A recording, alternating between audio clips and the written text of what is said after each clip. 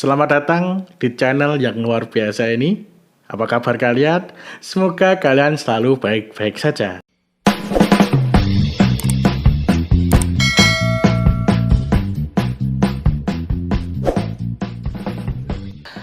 Kembali lagi bersama saya Abraham, dan kali ini tema video itu sama seperti video yang kemarin, yaitu paranormal experience. Ada beberapa video sih paranormal experience yang belum ku share ke kalian, masih ada 2-3 video. Tapi untuk tema kali ini paranormal experience, dia pengalaman yang ada pada saat naik gunung atau mendaki gunung. Ini nggak kalah seru karena sampai dia diikuti jadi singkat cerita dia naik terus ada hal-hal yang aneh dan pulang turun itu sampai diikuti sampai di desa camp terakhir. Bagaimana videonya? Tonton terus video ini ya, oke? Tapi aku mau bilang dulu, mungkin beberapa minggu ke depan aku akan upload video paranormal experience karena masih banyak video yang belum aku upload, ada 2. Terus setelah itu kita podcast lagi sama teman saya karena menarik, ilmunya pasti banyak karena dia seorang bisnismen yang baru di umur 24 tahun, 23 tahun tapi dia sudah sukses. Itu ada 2 orang. Dan setelah itu ada lagi beberapa video yang juga menarik sekali tentang kehidupan yang ada di sekitar kita. Pokoknya tonton terus videonya ini, subscribe, jangan lupa nyalakan notifikasinya. Jadi kalau aku upload video, ting, langsung muncul, oke? Jangan lupa di like, komen, terus share ke teman-teman kalian semuanya, oke? Ayo kita tonton videonya. Bagas Adi, luar biasa. Apa kabarnya, guys? Alhamdulillah baik. Bagaimana dengan saudara sendiri? Mantap, puji Tuhan. Sebenarnya kini kan kita udah record ya kemarin. Nggak apa-apa. Sudah record dan ternyata filenya corrupted. Dan terima kasih sudah mau berbagi hari ini lagi cerita yang sama. Iya. Langsung aja daripada banyak-banyak ngobrol yang nggak jelas, langsung aja ceritamu bagaimana, guys? Jadi gini ya, ada udang di balik batu. Oh, enak nih. Batu kok enak. Oh iya, Oke. Jadi gini mas, langsung meneruskan terkait tentang pengalaman mistis. Oke. Ya bisa dikatakan mistis ya. Dikatakan mistis ya. Pengalamanku sih mas naik gunung. Naik gunung di salah satu gunung di Pulau Jawa lah. Ya, yang salah satu nama gunungnya tidak bisa saya sebutkan. Jadi pengalaman saya tuh di situ tuh saya mendengar jejak kaki, tapi tidak ada orangnya. Lonceng, ada juga suara lonceng. Diikuti perempuan. Jadi intinya gitu. Nah, kalau diceritain secara runtut tuh kejadiannya itu bermula waktu kami sudah sampai di pos 4. Pos 4 itu pemberhentian terakhir. Udah tinggi berarti kita ya? Naik ke depan. Udah hampir di ujung ya? Sekitar 3.000-an mdpl. Lumayan berarti ya. Terus? Dingin. Ya lumayan dingin sih. Apalagi kena badai mas. Jadi waktu itu tuh sebelum mendapatkan kisah yang sedikit mistis itu, kami terkena badai terlebih dahulu. 1 malam suntuk kami terkena badai. Oh gitu.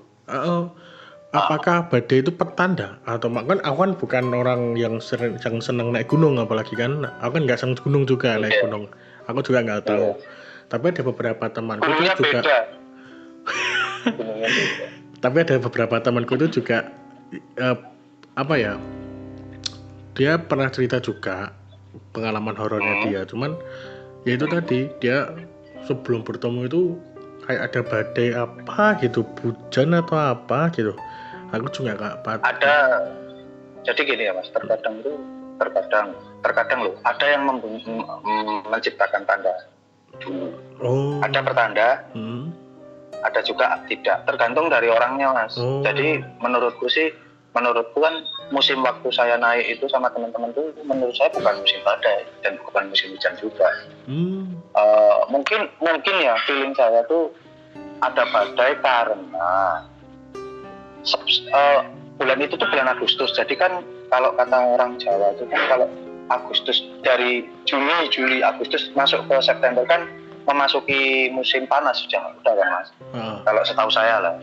Nah, mungkin sisa-sisa dari musim itu. Kalau menurut saya sih pikiran logika saya nggak bertanda buruk, tapi ya musim aja gitu. Oh ya musim aja berarti ya. Berarti nggak selalu ya, nggak selalu bahwa badai itu di gunung akan terjadi hal-hal yang tidak diinginkan tuh enggak ya? Nah, kalau beda persepsi sama teman saya yang satu. Teman saya tuh dia berpikir kalau itu bertanda dikarenakan waktu proses kita mendaki kita tidak sengaja merusak fasilitas alam. Fasilitas alam yang diperuntukkan warga sekitar gunung itu. Jadi kan setiap gunung kan kebanyakan ada sumber mata air ya Mas. Ada. Nah, kami itu tidak sengaja waktu kami ingin meminta air di saluran kita di situ memutus saluran air gitu kan Mas. Nah, untuk mengambil airnya kan. Nah, kita mau mengambil itu tapi ternyata teman saya tidak sengaja menginjak. Tapi kita tidak ada. Nah, di situ kesalahan kita tidak ada etikat baik untuk membetulkan. Begitu. Perbaiki. Nah, terus itu dikarenakan ya mungkin waktu dan alat yang tidak ada. Nah, singkat cerita kejadian itu setelah badai itu kita ceritanya kita sudah sampai pos 4 ya. Oke. Nah, sampai pos 4 tenda udah berdiri, kami sudah mengantisipasi juga setiap naik gunung kita selalu mengantisipasi ujung-ujung tenda itu kita selalu berikan batu Mas. Apa? Batu?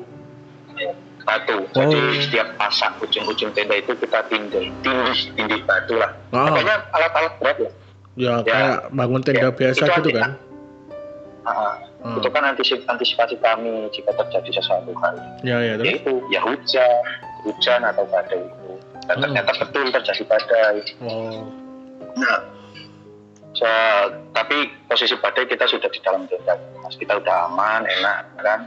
Nah, jadi ceritanya tibalah waktu di mana kita harus beristirahat untuk mengisi tenaga sebelum kita untuk mendaki ke puncak Mas. Di situ saya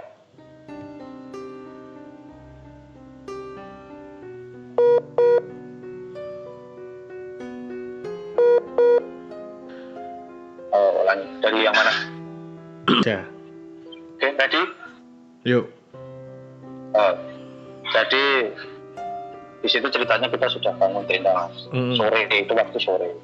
Sore di pos 4 kita bangun tenda, terus habis itu kita ya makan kecil, ngopi sambil nikmatin pemandangan sore kan di gunung itu, sambil bercanda-canda. Kalau kita nggak sadar tuh waktu udah menunjukkan waktu sekitar jam 9 malam lah. Nah, di situ kan kita harus istirahat sebelum summit itu, kalau nggak salah summit ya namanya, itu mempersiapkan tenaga untuk menuju ke puncak Mas. Tujuan kita kan puncak. Dari pas terakhir.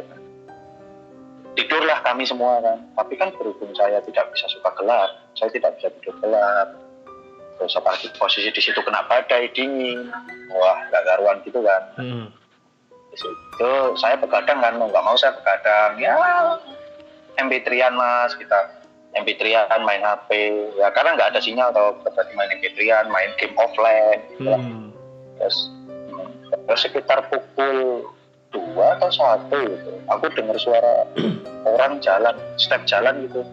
Aku kira kan ya pendaki yang baru aja sampai gitu kan. Tapi kok badai-badai kayak gini kok ngelakuin perjalanan, biasanya kalau badai kayak gini gitu enggak. Terus biasanya gitu, kami para pendaki itu jarang melakukan pendakian pada saat musim badai, hujan. Nah, itu kok jalan gitu kan. Ya udahlah, mungkin kan di situ kan daripada saya di luar, di dalam kan, ya udahlah saya di luar. Siapa tahu orangnya istirahat di dekat tenda saya kan, kita bisa bincang-bincang itu, atau orangnya saya mempersilahkan celah tempat untuk mendirikan tenda karena badai kan kasihan toh Mas. Gelap juga udah bagus. Tapi kok saya tunggu-tunggu itu saya keluar tenda tuh, waktu badai saya keluar tenda, anginnya kenceng banget. Itu berapa orang yang dengar? Yang kelompok saya. Maksudnya yang dengar itu kamu doang atau yang lain juga dengar? Saya doang Mas, kan yang lain udah tidur Mas. Oh gitu, jadi posisi ini pas kamu ini belum tidur, tapi yang lain udah tidur, terus kamu dengar ada orang jalan sama yang lonceng itu. Jadi kan biasanya suara lonceng dengan iringan step kaki itu, feeling saya itu udah identik dari pendaki Mas. Kadang kan pendaki itu untuk menandakan di situ ada orang itu dia pasti membawa lonceng, lonceng sapi itu. Ya oke. Terus saya kira kan orang kan Mas. Saya kira kan orang. Nah, waktu saya keluar untuk lihat apakah benar orang atau enggak, ya itu tujuan saya tadi, ngajak istirahat, berbincang sejenak, mungkin mendirikan tenda kan Mas. Biasa ada teman ngobrol. Ya saya juga nggak ada pikiran bangunin teman saya. Kan saya nggak tahu kalau itu bukan orang. Benar. Nah, pas saya keluar, saya sambil pegang rokok, saya tunggu kok lama banget nggak keluar, nggak lonceng itu suaranya tuh semakin dekat Mas, tapi kok nggak ada orangnya gitu loh. Lonceng suara semakin dekat tapi nggak ada orangnya. Step kakinya tuh kayak step orang jalan, betul-betul orang jalan. Kling. Terus lama, ya ada sekitar 5 menit. Harusnya tuh kalau 5 menit, kalau suara lonceng udah deket kan harusnya orangnya kelihatan. Iya, udah terdekat. Harusnya ya paling nggak lampu lah, ada lampu kan biasanya di kepala itu. Ada. Pendaki itu. Center kan, headlamp. Paling nggak itulah pertanda. Ini kok gelap. Tapi mungkin dia ngirit lampu. Soalnya posisi di tempat diriin kami tenda itu udah masih banyak lampu-lampu gitu Mas, lampu tenda. Berarti tempatmu mungkin orangnya ngirit lampu atau bagaimana kan. Tempatmu itu memang khusus untuk orang dirikan tenda itu di tempatmu itu ya? Jadi dari base camp yang tempat saya naik itu di pos 4 itu emang pemberhentian terakhir sebelum kita naik ke puncak. Kan kita ya jarang orang naik ke puncak itu membawa alat berat gitu kan. Pasti masuk. Paling mereka cuma bawa kamera, bawa air minum. Siap aku masuk. Sisa. Sip. Terus sisanya kan ditinggal di pos 4 itu. Terus? Jadi kembali lagi ke cerita tadi, suara lonceng itu semakin dekat Mas, semakin dekat. Kok nggak kelihatan gitu kan? Wah ini aku udah curiga ini. Wah ini pasti harian nggak baik ini. Terus masuklah aku ke tenda. Niatnya awal mau bangunin temanku, tapi kok aku tengok temanku udah nyenyak gitu tidurnya, kasihan. Ya udahlah, akhirnya ternyata waktu aku maksain, itu lonceng masih denger lah, suara lonceng itu masih di luar itu masih ada. Berarti kamu nungguin itu nggak muncul orang, terus kamu masuk itu kamu masih dengerin itu? Masih. Epic. Jadi kenapa aku mutusin masuk tenda? Karena suara lonceng itu semakin dekat Mas, dan saya semakin curiga itu bukan orang. Aneh kan nggak mungkin kan, iya kan sekarang nggak mungkin suara lonceng itu keluar bukan dari orang pendaki tapi dari desa bawah gunung, kan nggak mungkin. Jarak kita udah sekitar 3.000 mdpl, jarak dari kampung udah jauh. Iya kan. Logikanya kan di situ. Ya udahlah saya masuk aja karena suara lonceng itu semakin dekat. Saya masuk. Ya itu tadi di awalnya saya mau bangun teman saya, tapi karena ketika teman saya udah tidur lelap lah, terus saya kembali lagi dengerin MP3. Awalnya kan saya pakai headset Mas. Saya lepas headsetnya, saya kencangkan suaranya. Nah terus teman saya bangun, terus ya udahlah saya cerita. Dia bilang, ya mungkin karena sesuatu hal yang tadi kita lakukan di bawah gitu, dia bilangnya gitu. Terus itu ya kita, ya udahlah nggak usah didengerin, diamin aja. Wow. Nah, lama-lama hilang suaranya. Lama-lama hilang. Terus? Habis itu subuh kita bangun, berjalan makan, bikin kopi, tapi kita tidak mengulang lagi cerita yang tadi malam, karena kan tidak boleh nggak boleh diceritakan di situ. Betul. Berarti ceritakannya di rumah. Berarti malam itu udah ya wis hilang gitu aja ya. Berarti nggak ada kelanjutannya apa lagi gitu, nggak ada ya. Tapi emang itu suara aja, nggak ada orangnya gitu, nggak ada ya? Nggak ada, cuma suara-suara step kaki. Oke. Terus ada lagi selain lonceng itu? Ada setelah itu kita ngomongin masalah baru lagi, tapi nanti belum. Itu waktu kita turun, nanti pas kita turun kita dapat masalah lagi, sedikit lah.